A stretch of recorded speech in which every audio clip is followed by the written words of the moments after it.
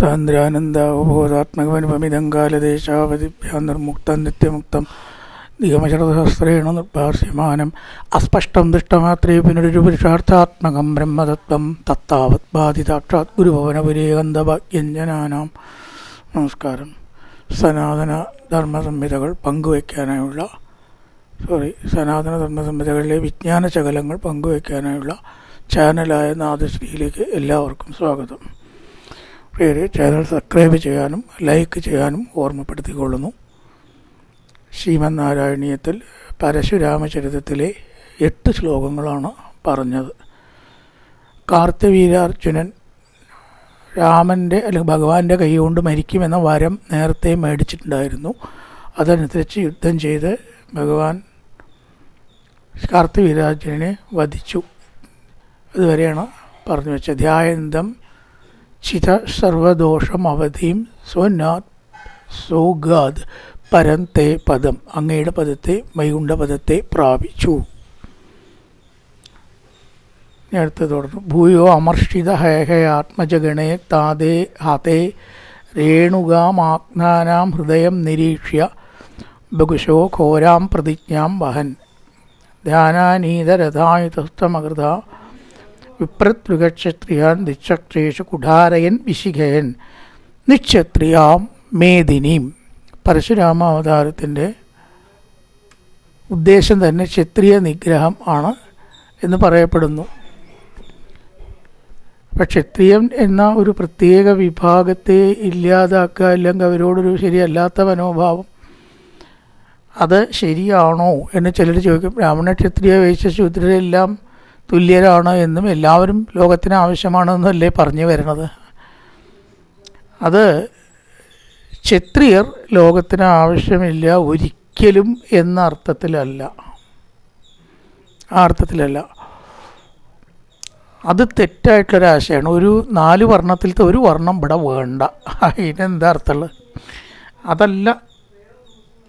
നേരെ മറിച്ച് ആ ഒരു കോണ്ടെക്സ്റ്റിൽ, ചിലതൊക്കെ കോണ്ടെക്സ്റ്റിലാണ് അർത്ഥം വരുള്ളൂ, അതിലപ്പുറവും ഇപ്പുറവും അർത്ഥം വരില്ല. അങ്ങനെ ചില കാര്യങ്ങളുണ്ട്. അതുപോലെ ഒരു കാര്യമാണ് സീതാപരിത്യാഗം. വല്ലവരുടെ വാക്ക് കേട്ടിട്ട് തനിക്ക് വിശ്വാസമുള്ള പത്നിയെ ഉപേക്ഷിച്ചു രാമൻ എന്ന് പറഞ്ഞ് നമ്മളത് ചെയ്യാറുണ്ടോ? നമ്മൾ പല പ്രാവശ്യം ആവർത്തിച്ചതാണ്. പാടില്ല. അവിടെ ഭഗവാനെ മാതൃകയാക്കരുത് എന്ന് തന്നെ എനിക്ക് പറയാൻ പറ്റുള്ളൂ. ഇനി വേറെയുള്ളവരെന്ത് പറയണോ എനിക്കറിയില്ല. നമുക്ക് ബോധ്യപ്പെട്ട ആവാട്ടോ, വിരോധമില്ല.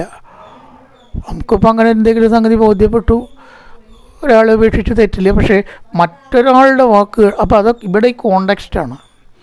എന്തേ ഇവിടെ ഉണ്ടായി? ഇവിടെ ഉണ്ടായത് ഹേഹയാത്മജഗണൈ താതേ ഹതേ, കാർത്തവീര്യാർജുനനെ വധിച്ചു എന്ന് കേട്ട് മക്കളുണ്ട്, കുറേ ആളുണ്ട്, മക്കൾ പണ്ടൊക്കെ കുറേ ഉണ്ടാവുമല്ലോ. അവരൊരു ആലോചന നടത്തി. നമ്മുടെ അച്ഛനെ കൊന്ന രാമനെ വെറുതെ വിടാൻ പറ്റുമോ? ആരായ എന്താ, ഈശ്വരനായ എന്താ, വേണ്ടാത്ത കാട്ടുക, കാണിച്ചു കൊടുക്കാം എന്ന് വിചാരിച്ചിട്ട് അവരെന്ത് ചെയ്തു? എല്ലാവരും ചേർന്നിട്ട് ജമദഗ്നിയെ അങ്ങോട്ട് വധിക്കുക. രാമൻ്റെ അച്ഛനെ അങ്ങോട്ട് വധിക്കുക. അച്ഛൻ വധിക്കപ്പെട്ട ദുഃഖം എന്താണ് എന്ന് രാമൻ അറിയട്ടെ എന്നാണ് അവർ കണക്കാക്കിയത്. ആരോടാണ് കളിക്കണത് എന്ന് ചിന്തിച്ചില്ല.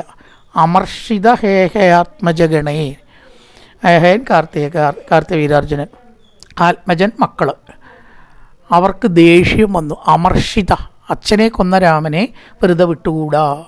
അപ്പം എന്ത് ചെയ്തു? താതേ ഹതേ, അവരാൽ എന്നാണ് ഇവിടെ. ആത്മജഗണേ താതേ ഹതേ, യമദഗ്നേവ് അവരാണ്ട് കൊന്നു.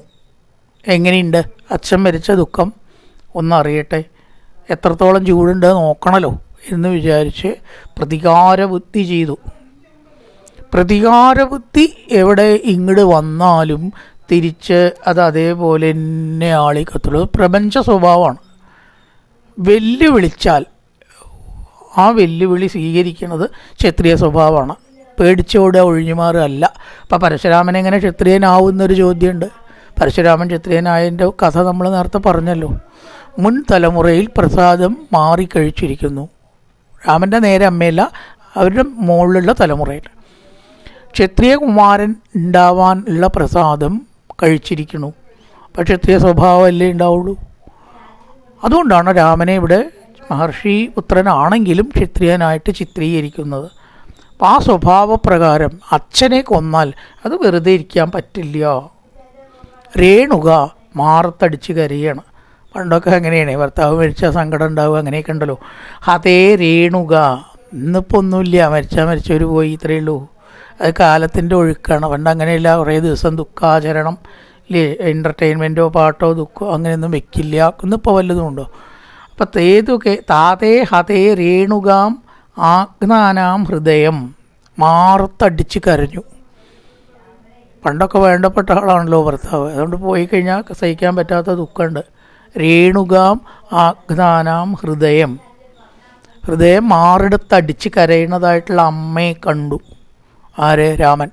21 പ്രാവശ്യം അത്രയും മാറത്തടിച്ചത്. വീണ്ടും മാറത്തടിക്കാൻ പുറപ്പെട്ടപ്പോൾ ആ കൈ ഇങ്ങോട്ട് പിടിച്ചു. അമ്മേ, ഇനിയും ആ മാറത്തടിക്കരുത്, എനിക്കത് കാണാൻ വയ്യ. ഞാൻ മകനായിട്ട് ഇവിടെ ഉണ്ടാവുമ്പോൾ ഇത് എങ്ങനെ കാണും? എത്ര പ്രാവശ്യം മാറത്തടിക്കണത് കാണുക? രേണുകാമാഗ്നാനാം ഹൃദയം നിരീക്ഷ്യ ബഹുശോ എന്നെവിടെ പറഞ്ഞുള്ളൂ. 21 പ്രാവശ്യം, പല പ്രാവശ്യം അവിടുന്ന് ഒരു പ്രതിജ്ഞ എടുത്തു. ഘോരാം പ്രതിജ്ഞാം വഹൻ, ഈ ക്ഷത്രിയന്മാരെ മുഴുവൻ ഞാൻ ലോകത്തിൽ ഇല്ലാണ്ടാക്കി തീർക്കും. നിക്ഷത്രിയാമേദിനിയും, അനവധി ക്ഷത്രിയരെ കണ്ടവരെ ഒക്കെ കൊല്ലുക. അതൊക്കെ ശരിയല്ല, ശരിക്കും പറയച്ചാൽ ശരിയല്ല. ഒരു ക്ഷത്രിയൻ തെറ്റ് ചെയ്തു വിചാരിച്ചാൽ അത് ആ കോണ്ടെക്സ്റ്റിൽ രാമന് ലേശം ഒരു വഴിവിട്ട ക്രോധം തന്നെ ഉണ്ടായി എന്ന് പറയണം. വഴി വിട്ടിട്ടാണ് ക്രോധം ഉണ്ടായത്, ശരിക്കുള്ള ക്രോധമല്ല. അത് ആ സന്ദർഭത്തിൽ അങ്ങനെ സംഭവിച്ചു. അത് മാതൃകയാക്കുക. എല്ലാം മാതൃകയാക്കരുത് എന്നുണ്ടല്ലോ, എല്ലാം മാതൃകയാക്കരുത്. അവതാര പുരുഷന്മാർ ചെയ്തിട്ടുള്ള എല്ലാം നമുക്ക് മാതൃകയല്ല, അത് നമ്മൾ മനസ്സിലാക്കേണ്ട ഒരു കാര്യമാണ്. രാമനെല്ലാം ആര് ചെയ്താലും വേണ്ട, മാതൃകയാക്കണ്ട. മാതൃകയാക്കാൻ പറ്റുന്നത് മാത്രമേ മാതൃകയാക്കാൻ പാടുള്ളൂ, അല്ലാത്ത മാതൃകയാക്കരുത്. അത് നമ്മൾ പലർക്കും ഒരു പുതിയ വിവരമായിരിക്കും. എന്താ ഇപ്പോൾ ഇങ്ങനെ പറയണത് ഇയാൾ? രാസക്രീഡയിൽ വളരെ വ്യക്തമാക്കിയിട്ടുണ്ടല്ലോ, ഭഗവാൻ ചെയ്യുന്നത് മുഴുവൻ നമ്മൾ ചെയ്യല്ല.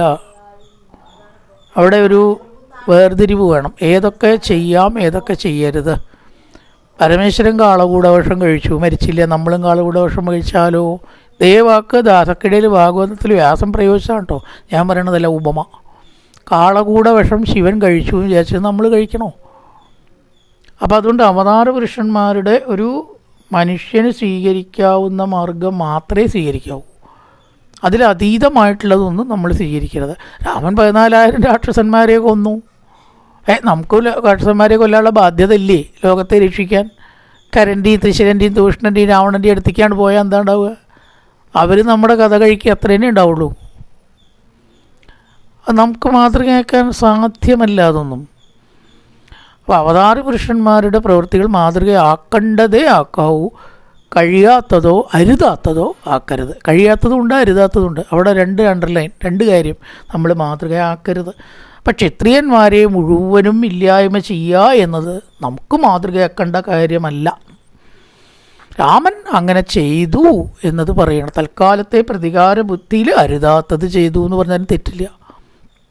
പ്രതികാര ബുദ്ധിയിൽ കണ്ണില്ലല്ലോ, ചിലതിനൊന്നും കണ്ണില്ല ലോകത്തിൽ, അതിൽ പെട്ടതാണ്. എന്തായാലും അതവിടെ അങ്ങനെയാണ് ഉണ്ടായത് എന്ന് പറയുക, നമ്മളെടുക്കരുത്. ഘോരാം പ്രതിജ്ഞാം വഹൻ, ക്ഷത്രിയരെ മുഴുവൻ ഞാൻ ഇപ്പോൾ ഈ ലോകത്തുനിന്ന് നിഷ്കാസനം ചെയ്യും. ധ്യാനാനീത രഥായുതസ്തമകൃത വിപ്രതൃകക്ഷത്രിയാൻ, അവിടുന്ന് ധ്യാനാനീത രഥായുധ, ധ്യാനം കൊണ്ട് തേരും ആയുധങ്ങളും വരുത്തി. കഴിവുണ്ട് പരശുരാമൻ, ഈശ്വരനാണല്ലോ. ചക്രം കയ്യിൽ ഇങ്ങോട്ട് സ്മരിച്ചാൽ വിഷ്ണുവിൻ്റെ കയ്യിൽ ചക്രം കൊണ്ട് എത്തുകയാണ്, എന്ന ശൂലം സ്മരിച്ചാൽ ശിവൻ്റെ കയ്യിൽ ശൂലാണ്ട് എത്തും എന്ന പോലെ ധ്യാന ആനീത, ആനീത എന്ന് പറഞ്ഞാൽ കൊണ്ടുവരപ്പെട്ട, ധ്യാനാൽ ആനീത എന്നാണ് ധ്യാന ആനീത. രഥം, ആയുധം ഒക്കെ എത്തി. ഒറ്റ സങ്കല്പേ വേണ്ടി എന്നുള്ളൂ. ഈശ്വരീയത്തുണ്ട്, പക്ഷേ എങ്കിലും മനുഷ്യ ശരീരം എടുക്കുമ്പോൾ ചിലത് അരുതാത്തത് തോന്നുകയാണ്. എല്ലാ ക്ഷത്രിയന്മാരും ഇതിൽ കുറ്റവാളികളാണോ? അങ്ങനെ ഒരു അരുതാത്ത കാര്യം ബ്രാക്കറ്റിലിടാട്ടോ നമ്മൾ ചെയ്തു. ആകൃത വിപ്രദ്രുഹ ക്ഷത്രിയാൻ, അതുകൊണ്ട് പറഞ്ഞിട്ടുണ്ടോ എങ്ങനത്തെ ക്ഷത്രിയന്മാരാണ്? ആ കോണ്ടെക്സ്റ്റിൽ വിപ്രന്മാരെ ഉപദ്രവിച്ച ക്ഷത്രിയന്മാരാണ്. ബ്രാഹ്മണരെ ഉപദ്രവിക്കാൻ പാടില്ല, അതെവിടെയും പറഞ്ഞിട്ടില്ല. ഉണ്ടോ? ശരിയല്ല. അത് ഗോ ബ്രാഹ്മണേഭ്യ ശുഭമസ്തു നിത്യം. അവർക്ക് എന്നും ശുഭം ഉണ്ടാവുകയാണ് വേണ്ടത്. ധർമ്മം ശരിക്കും അനുഷ്ഠിക്കണ ബ്രാഹ്മണൻ ഒരു ദേശത്തുണ്ടായാൽ ആ ദേശക്കാർക്ക് മുഴുവൻ ക്ഷേമമാണ്. അതുകൊണ്ടാണ് ബ്രാഹ്മണവും മമ ദൈവതം എന്ന് ഭഗവാൻ പറഞ്ഞത്. ജാതീയതയില്ലാതെ എൻ്റെ ദൈവമാണ് കേട്ടോ ബ്രാഹ്മണൻ. യഥാർത്ഥ ബ്രാഹ്മണൻ ശരി തന്നെയാണ്, അതിലൊരു തെറ്റുമില്ല. അങ്ങനത്തെ ബ്രാഹ്മണനെ നമസ്കരിക്കും വേണം. അതുകൊണ്ട് നമുക്ക് ശ്രേയസ്സേ ഉണ്ടാവുള്ളൂ, ഒരു കുറവും ഉണ്ടാവില്ല. അപ്പം ആ വിപ്രതൃഹക്ഷത്രിയന്മാരെയാണ് രാമൻ ഇല്ലായ്മ ചെയ്തത്. ബ്രാഹ്മണദോഹം ചെയ്തതായിട്ടുള്ള ക്ഷത്രിയർ എന്നൊരു വാക്ക് ഇവിടെ പ്രയോഗിച്ചിട്ടുണ്ട്.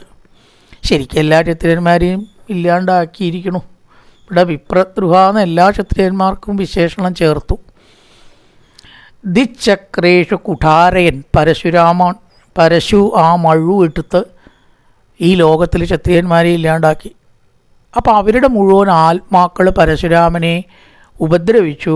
അതിൽ നിന്ന് രക്ഷപ്പെടാൻ തിരുനാവായയുടെ മണൽ തീരത്ത് പിതൃതർപ്പണം, ഈ മരിച്ചുപോയ ആത്മാക്കൾക്ക് തർപ്പണം ചെയ്തു. അങ്ങനെ എത്രേ പരശുരാമന് ശാന്തി ലഭിച്ചത്. വേറെ എന്തു ചെയ്തിട്ടും ശാന്തി ലഭിച്ചില്ല എന്നാണ്. അവിടെ തെറ്റി രാമനെന്ന് ഉറപ്പാണ്. ഇത്രയും ആളുകളെ വധിച്ചിട്ട് ശരിയായിരുന്നുവെങ്കിൽ രാമന് സമാധാനം ഉണ്ടാവില്ലേ? 14,000 രാക്ഷസന്മാരെ വധിച്ചിട്ട് രാമന് ഒരു ഉറക്കം ഉണ്ടായിട്ടില്ല. കാരണം അത് ചെയ്തത് ശരിയാണ്. 14,000 രാക്ഷസന്മാർ അവരെ വധിച്ചിട്ട് വല്ല കുഴപ്പമുണ്ടായോ? ഇവിടെ ഈ ക്ഷത്രിയന്മാരെ വധിച്ചപ്പോൾ പരശുരാമൻ്റെ ആത്മാവിന് ശാന്തി ലഭിച്ചില്ല. അപ്പം ആ ചെയ്തത് തെറ്റാണ് ധ്വനി ഉണ്ട് അവിടെ. അതിന് തിരുനാവായയിൽ തർപ്പണം ചെയ്തതാണ് തിരുനാവായയിൽ പിതൃതർപ്പണത്തിന് ഇത്രയധികം പ്രാധാന്യം ലഭിച്ചത്. ഇപ്പോൾ എത്ര ആളുകളാണ് അവിടെ വന്ന് പൂർവികന്മാരായിട്ടുള്ള ആത്മാക്കൾക്ക് പിതൃതർപ്പണം ചെയ്യുന്നത്. അങ്ങനെ നിക്ഷത്രിയാം മേദിനിയും ഭൂമിയെ മുഴുവനും ക്ഷത്രിയന്മാരില്ലാതാക്ക ചെയ്തു. ഒരു പ്രവൃത്തി ക്രോധം കൊണ്ടും ശത്രുത കൊണ്ടും ഇല്ലേ, അങ്ങനെയൊക്കെ നമുക്ക് സംഭവിക്കും എന്നും പറഞ്ഞിട്ട് അവസാനത്തെ ഒരു ശ്ലോകങ്ങളെ കൊണ്ട് അവസാനിപ്പിക്കുകയാണ്. താതോ ജീവന കൃനൃപാലക കുലം ത്രിസപ്ത കൃത്തോ ജയൻ സന്ദർപ്യാത സമന്ത പഞ്ചകമഹ രക്തകൃതൗഘേ പിതൃൻ. അച്ഛനെ ഭഗവാൻ തൻ്റെ ശക്തി കൊണ്ട് പുനരുജ്ജീവിപ്പിച്ചു. അതുകൊണ്ട് രാമന് പല ശക്തികളുമുണ്ട്. പ്രതികാരബുദ്ധി മാനുഷഭാവത്തിൽ വന്നു. അത് ക്ഷത്രിയന്മാർ ചെയ്യാത്തവരെയും കൊന്നു എന്ന് പറഞ്ഞിട്ട് ശക്തിയില്ല എന്ന് പറഞ്ഞുകൂടാ. വധിക്കപ്പെട്ട അച്ഛനെ പുനരുജ്ജീവിപ്പിച്ചു. എന്നിട്ടോ രാജവംശത്തെ 21 വട്ടം ക്ഷത്രിയ നിഗ്രഹം ചെയ്തു. സപ്തകൃത്ത 7x3 21 പ്രാവശ്യം. അതിൻ്റെ പാപം ഇല്ലാണ്ടാവാൻ സന്ദർപ്യാഥ സമന്ത പഞ്ചക മഹാരക്തഹൃദൗകേ, അതായത് രക്തം കൊണ്ടുണ്ടാക്കിയ തീർത്ഥാത്രേ. രക്തം കൊണ്ടുണ്ടാക്കിയ തീർത്ഥാവോ? അശുദ്ധല്ലേ ആവുള്ളൂ. പക്ഷെ ഇവിടെ അങ്ങനെ പറഞ്ഞിരിക്കണം. ആ രക്തം കൊണ്ട് തീർത്തത് കോണ്ടെക്സ്റ്റിലാണ്, സന്ദർഭത്തിൽ. മഹാഹൃദയ ആ വലിയ തടാകത്തിൽ തീർത്ഥസ്നാനം ചെയ്ത് ഇത്രയും ആത്മാക്കളെ കൊന്ന പാപം രാമൻ കളഞ്ഞു. പിതൃക്കൾക്ക് ഗുണം കിട്ടാൻ വേണ്ടിയിട്ട്, ദോഷം ഇല്ലാതിരിക്കാൻ വേണ്ടിയിട്ട്. യച്മേച്ഛ്മാമവി കാശ്യവാദിഷു ദിശൻ, എല്ലാ പാപവും തീരാൻ വേണ്ടിയിട്ട് കുറേ ഭൂമി ബ്രാഹ്മണർക്ക് ദാനം ചെയ്തു. കശ്യപാദികൾ തുടങ്ങിയ ബ്രാഹ്മണരിൽ സമർപ്പിച്ചു. പിന്നെ സാല്വനുമായിട്ട് യുദ്ധം ചെയ്തു. സാല്വേന യുദ്ധൻപുന കൃഷ്ണോമം നിഗനിഷ്യതീതി ശമിതോ യുദ്ധാൽ കുമാരേ ഭവൻ. സാല്വനെ ശ്രീകൃഷ്ണനാണ് വധിക്കേണ്ടത്, അങ്ങല്ല എന്ന് സനത്കുമാരാദികൾ ഓർമ്മിപ്പിച്ചതുകൊണ്ട് സാല്വനെ കൊന്നില്ല. കൃഷ്ണോമം നിഗനിഷ്യതി, കൃഷ്ണൻ ഇവനെ വധിച്ചുകൊള്ളും, നീ അങ്ങ് വധിക്കണ്ട. ശമിതോ സമാധാനമാക്കപ്പെട്ടു, യുദ്ധത്തിൽ നിന്ന് വിരമിക്കുകയും ചെയ്തു എന്ന് പറഞ്ഞിട്ട് പിന്നൊരു ശ്ലോകം കൊണ്ടാണ് പരശുരാമചരിതം അവസാനിക്കുന്നത്. നല്ലൊരു പ്രഭാതം എല്ലാവർക്കും ആശംസിച്ചുകൊണ്ട് നിർത്തുന്നു. നമസ്കാരം.